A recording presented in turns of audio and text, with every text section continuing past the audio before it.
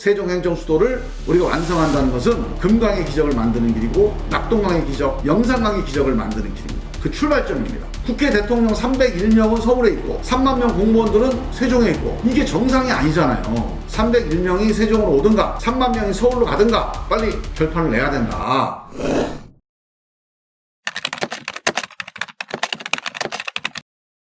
일단은 선거 끝나자마자 대통령이 직무를 하는 거는 누가 대통령이 돼도 용산으로 가야 됩니다. 그건 어쩔 수가 없어요. 근데 용산에서 계속 직무를 할 거냐? 이 문제는 또 다른 문제죠. 크게 보면 일단 가장 빠른 시일 내에 용산에서 다른 데로 가야 되겠다 싶으면 공사를 시작해야 돼요. 내가 보기엔 대통령 취임하자마자 아마 공사를 시작할 것 같은데 두 가지 방법이 있죠. 기존 청와대를 좀 수리해서 다시 들어가는 방법이 있고 그 다음에 세종으로 가는 방법이 있어요. 둘 다 손을 보려면 한 3개월 정도 시간은 걸립니다. 그래서 처음에 3개월은 용산에서 직무를 해야 되고 3개월 후에 어디서 할 거냐 이게 핵심 쟁점입니다.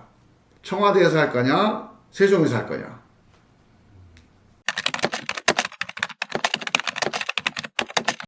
일단 청와대하고 세종 둘 다 대통령 직무를 해야 됩니다. 근데 어디에서 주로 할 거냐 이거 결정을 해야 되는 거죠. 만약에 청와대로 들어가서 옛날 청와대를 다시 복원해서 거기서 다시 직무를 하겠다. 그래도 세종 대통령 집무실을 공사를 시작을 해야 돼요. 왜?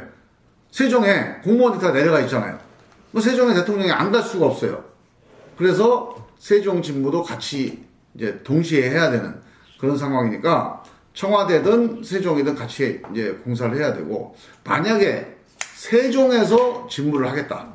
이 결정을 해도 서울에서 직무하는 경우가 있을 수 있거든요.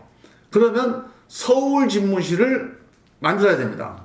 그 용산이 아닌 다른 서울 집무실을 해야 되는데 그런 점에서 세종하고 청와대 이 양쪽을 공사해야 된다. 이게 이제 기본적인 방향입니다. 세종에서 주로 직무를 한다고 하면 청와대 영빈관하고 청와대 여민관이라고 있어요.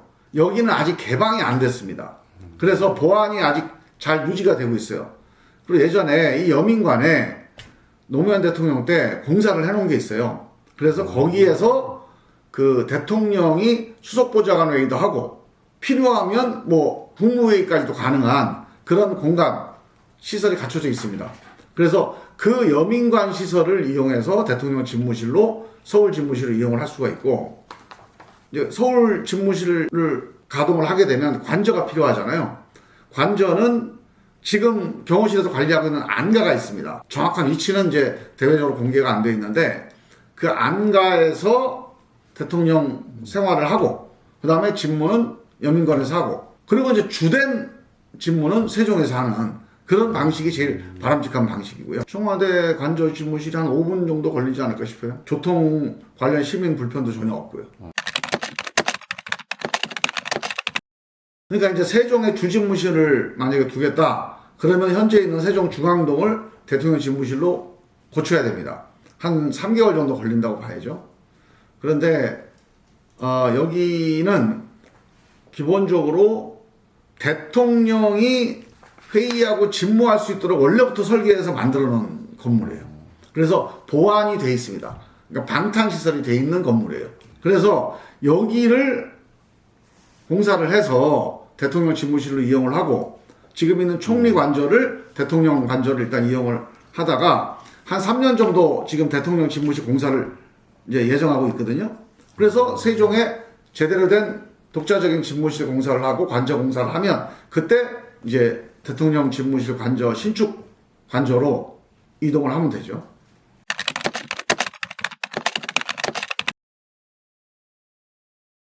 근데 비용을 따지고 보면 용산, 그 다음에 청와대, 세종 이 세 군데 중에 비용이 제일 싼 데가 세종입니다.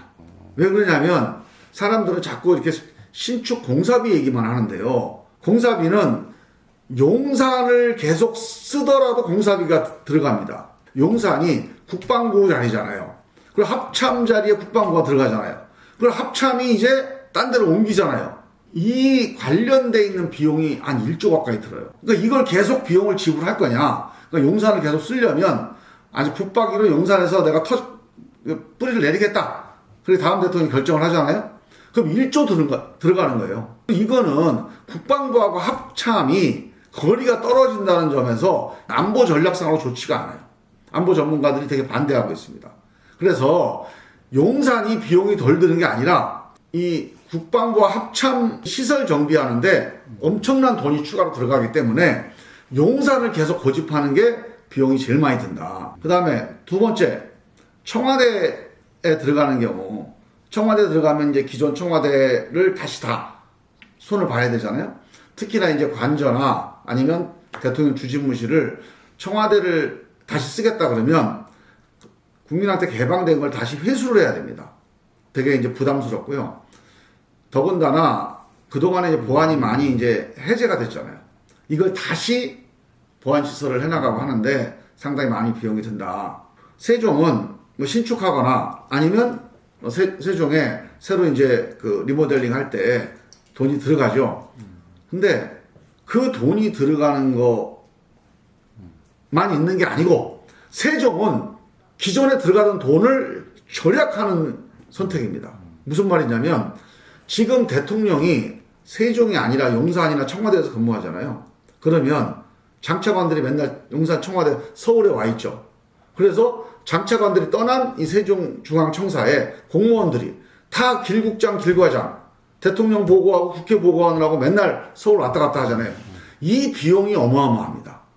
그리고 이걸로 인해 생기는 어떤 국정의 비효율, 이걸로 생기는 간접적인 비용, 이거 따지면 이 공사비 몇천억하고 비교가 안 될 정도예요. 근데 대통령이 만약에 세종 가서 근무한다? 그러면 이 손실과 이 간접 비용을 다 세이브할 수 있다는 거죠. 그런 점에서 세종이 제일 경제적입니다. 매년 공무원들 출장비 하면 몇십억 정도 들 거 아닙니까?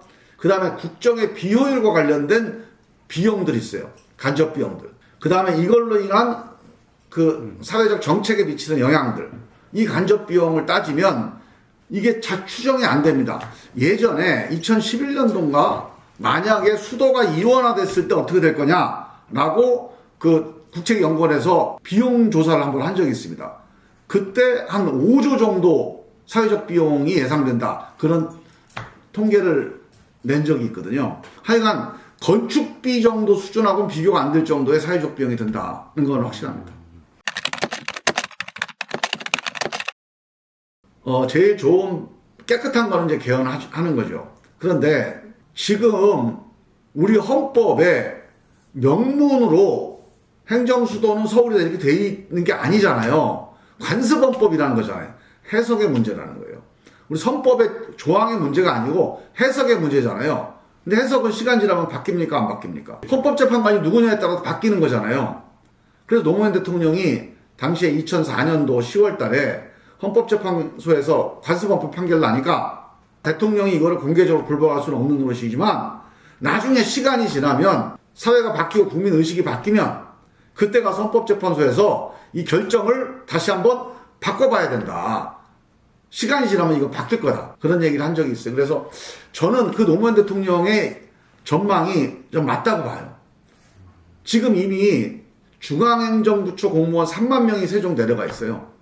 그 내려가 있는 데서 대통령과 국회가 같이 업무를 하자는 게 이게 상식적으로 볼 때 국민의식과 또 사회적인 상식에서 볼 때 합당한 거 아닙니까? 그러면 사회가 이렇게 변했어요. 또 국민들도 세종에서 대통령이나 국회가 행정 업무를 처리하는 거는 일리가 있다. 이런 의식을 갖게 돼요. 그러면 헌법재판소 판결이 바뀔 수가 있는 거죠. 그래서 저는 개헌을 하는 게 좀 아주 심플하고 명확한 방법이긴 하지만 개헌을 하기 전에 이 헌법에 대한 헌법재판 해석을 변경하는 시도를 한번 해보자. 그럼 행정수도 특별법을 새로 만들면 이 법이 다시 헌법재판에 올라가요. 그러면 행정수도는 여전히 경국대전에서 나오는 한양이냐? 이 결정을 헌법재판관들이 고집할 거냐? 이거 헌법재판관한테 다시 한번 물어봐야죠. 지난번에 정계선 재판관 인사청문회 때 제가 한번 질문했었어요. 그때 정계선 재판관 얘기가 일리가 있다. 한번 검토해볼 가치가 있다고 본다. 그렇게 답변을 하시더라고요. 그래서 저는 다른 재판관들도 생각이 얼추 비슷할 거라고 봅니다. 이제 이 재판관들의 세대가 많이 바뀌었잖아요. 벌써 한 세대가 한 20년이 지난 거예요, 지금. 그러니까 이 재판관들의 판단도 많이 바뀔 거고, 일단 국민들의 판단, 또 현실의 변화, 국민들이 행정은 세종이다 이렇게 인식을 하고 있어요. 경국대전이 됐습니까? 지금 2025년 대한민국 국민들의 의식이 더 중요한 거지. 호주제가 위헌이다 매번 올라갔잖아요. 근데 매번 위헌 판결 받았다가 사회가 바뀌어서 위헌이 아니다. 그래서 호주제 폐지가 성사됐잖아요. 헌법이라고 하는 거는 기본적으로 사회 변화에 따라서 변화돼야 되는 거거든요. 무슨 뭐 창세기 1장 1절이 아니에요, 이게. 행정수도 특별법을 한번 발의를 하려고 그래요. 행정수도 특별법을 만들어서 자, 대한민국의 대통령실과 국회의사당을 세종으로 이전하자 이런 규정을 넣어서 행정수도 특별법을 만들자는 거예요. 그래서 이게 발의가 돼서 통과가 되잖아요. 그러면 자, 누가 여기에 대해서 헌법재판소에 이거 위헌 아니냐라고 질문했을 때 헌법재판소가 다시 20년 지난 새로운 이 변화된 국민의식 또 사회 변화 이런 걸 반영을 해서 다시 한번 판단을 내려보자는 거죠. 국회에 옮기는 게 사실 더 중요합니다. 국회가 지금 이미 땅도 세종에 있고 공사비도 예산도 세워졌어요. 올해 아마 이제 설계 공모가 시작될 겁니다. 근데 문제는 국회 상임위 11개만 내려가게 돼 있어요. 여기 예결위까지 12개. 그 나머지 6개는 서울에 남겨두는 거예요. 뭐 국방위원회라든가 법사위라든가 서울에 이제 그 부처가 있는 상임위죠. 대통령실이 내려가면서 국방부, 외교부, 법무부도 같이 내려오고 그리고 상임위가 다시 그 세종으로 이전하는 게 그게 정상이죠. 어느 나라가 국회 상임위가 12개, 6개 이렇게 나눠져 있는 나라가 어디가 있습니까? 대한민국에 그게 가능한 선택이 아니잖아요. 상임위를 이렇게 두 집 살림하는 거 이건 안 된다. 빨리 국회 정부 이전에 대한 합의를 좀 해야 된다. 만약에 도저히 정부 이전 안 되겠다. 그러면 솔직히 저는 공무원들 다시 서울로 불러들이는 게 낫다고 봅니다. 이 양쪽에서 한 군데서 어떻게든지 일을 봐야지. 국회 대통령 301명은 서울에 있고 3만 명 공무원들은 세종에 있고 이게 정상이 아니잖아요. 그래서 저는 301명이 세종으로 오든가 3만 명이 서울로 가든가 이 양당 간에 빨리 결판을 내야 된다. 더 이상 미뤄지면 안 된다. 세종시가 건설된 걸 따르면 10년이 넘었습니다. 더 이상 미뤄지면 이 국가적인 낭비가 너무 심각해요. 빨리 이번 계기에 양당 간에 결정을 내려야 된다. 당연히 301명이 세종으로 오는 게 국가의 이익이죠.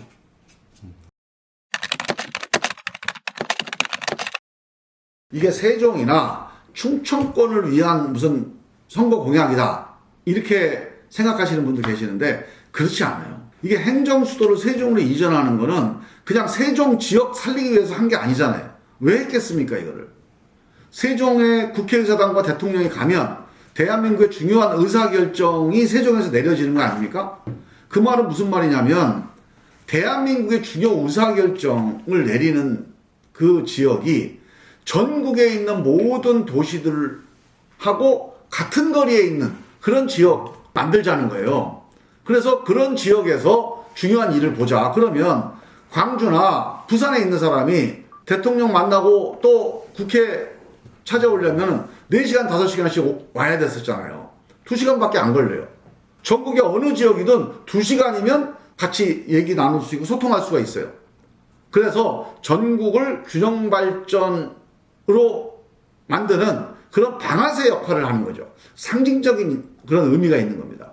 그래서 세종의 행정수도를 만들게 되면 대한민국은 이제 수도권 중심의 1급 체제가 아니라 수도권, 충청권, 호남권, 대구 경북권, 부울경권 이렇게 다급 체제로 동시 발전하는 대한민국으로 간다. 이런 거에 대한 대국민 선언이라고 볼 수 있는 거죠. 지금까지 우리가 지난 수십 년 동안 발전해 온 걸 한강의 기적이라고 얘기를 해요. 근데 한강의 기적으로 대한민국이 다 먹고 살기에는 힘에 부칩니다, 이제. 한강의 기적만 갖고 안 돼요. 그리고 왜 대한민국 강이 한강만 있습니까? 금강의 기적도 만들어내고, 영산강의 기적도 만들어내고, 낙동강의 기적도 만들어내야죠. 대한민국 곳곳에서 기적이 일어나는 대한민국이 그래야 대한민국이 위대한 대한민국이 될 수가 있어요. 그레이트 코리아가 될 수가 있습니다. 이 국토 개발 전략을 이제 재해석을 해야 됩니다. 옛날에 우리가 살기 어려울 때는 한 곳에 힘을 모아가지고 이 큰아들을 먼저 살려놓고 보자. 큰아들 먼저 대학 보내놓고 보자. 이렇게 작전을 짠 거죠. 이게 이제 국토 개발 전략이에요. 근데 그게 50년 전 얘기입니다. 지금은 완전히 사회가 바뀌었잖아요. 지금 대한민국 국민들이 정말로 역량이 좋고 자산도 있고 경제 10위 대국이에요. 그러면 대한민국의 한강, 금강, 낙동강, 영산강 다 기적을 만들어낼 수 있는 나라죠. 큰아들만이 아니라 둘째 아들, 셋째 딸, 넷째 딸 다 자기 잘하는 거, 노래 잘하면 뭐 K-팝 가수가 되고 축구 잘하면 프리미어리그 축구 선수가 되고 다 이렇게 자기 미래를 개척해 나가면 그러면 이 집안이 더 커지지 않겠습니까? 더 부자가 될 거 아니에요. 행정수도 세종이 충청권 특표 전략 아니에요. 실제 노무현 대통령이 이거를 깃발을 세운 가장 큰 이유는 지방 소멸을 막을 수 있는 유일한 전략이기 때문에 이거 시작한 겁니다. 동시 발전 전략, 메가시티 발전 전략이기 때문에 이거를 추진한 거예요. 그래서 수도권 인구가 과반수 넘고 수도권 국회의원이 과반수 넘기 전에 이 균형 발전, 상생 발전을 하자. 그래서 그때 밀어붙인 건데 이게 제대로 가다가 멈춰서 갖고 지금 다 과반수가 넘어가 버렸어요. 벚꽃 피는 순서대로 대학 다 문 닫고 있잖아요. 지방이 다 죽어가고 지방이 소멸되고 지방이 동력을 잃어버리고 지방의 젊은이들이 없어지잖아요. 그러면 서울 수도권은 살기 좋은 동네가 될까요? 저는 같이 어려워질 거라고 본다. 이거를 꼭 함께 고민을 했으면 좋겠다. 그런 말씀 드립니다. 노무현 대통령이 행정수도 이전을 추진하면서 했던 말씀이 기억이 나는데 그런 얘기를 합니다. 자, 서울에 여의도에 국회의원들이 있고 광화문에 다 공무원들이 몰려 있어요. 그리고 매일 저녁에 강남에서 밥을 먹어요. 그러면 이 사람들이 의사결정을 하게 되면 누구 얘기를 듣겠냐? 어떤 사람들의 영향을 받겠냐? 더 서울 강남에 있는 사람들, 더 서울에 있는 사람들, 잘 나가는 사람들 영향을 받지 않겠냐? 그러면 대한민국이 서울 강남 중심의 의사결정으로 가게 돼 있다. 이 의사결정권자들이 누구를 만나느냐가 그 국가의 미래에서 되게 중요하다. 그럼 의사결정 본 사람이 광주 사람 만나고 부산 사람 만나고 대구 사람 만나야 되는데 그 사람도 만나려면은 그 사람도 여기까지 올라오는데 4시간, 5시간이 걸리지 않냐. 만나기 어렵다. 아무래도 강남 사람 많이 만나지 않냐. 용산, 종로 사람들 더 많이 만나지 않겠냐. 이 행정의 지리적 위치라고 하는 게 단순히 무슨 이제 부동산 문제가 아니다, 이거는. 이 행정적 거리, 이 정서적 거리에 영향을 미친다. 그래서 세종으로 간다. 그러면 전국의 모든 지역의 모든 대한민국 국민들이 대한민국 대통령, 중앙부처 실국장들, 국회의원 보좌관들과 2시간 이내의 거리에 있게 된다. 1시간 내지 2시간이면 만날 수가 있는 거다. 아무래도 서울에 있을 때보다 더 자주 만날 수 있지 않겠냐. 그럼 광주에 있는 사람, 대구에 있는 사람, 부산에 있는 사람들이 더 많이 우리 국회와 대통령실, 중앙부처 공무원들과 서로 대화하고 소통하면 그 지역이 갖고 있는 애로사항들 또는 그 지역이 갖고 있는 뭔가 고민들 이런 것들이 중앙행정에 또는 입법에 더 많이 반영되지 않겠냐. 그게 균형발전이다. 그게 수도권과 지방의 상생발전이다. 그 발전을 위해서 이 정서적 거리를, 행정적 거리를 단축시키기 위해서 수도 이전을 하자고 하는 거다. 대한민국 미래를 위해서 전국을 살릴 수 있는 그런 새로운 국토 개조 작업이다. 그런 관점에서 바라보자는 거죠.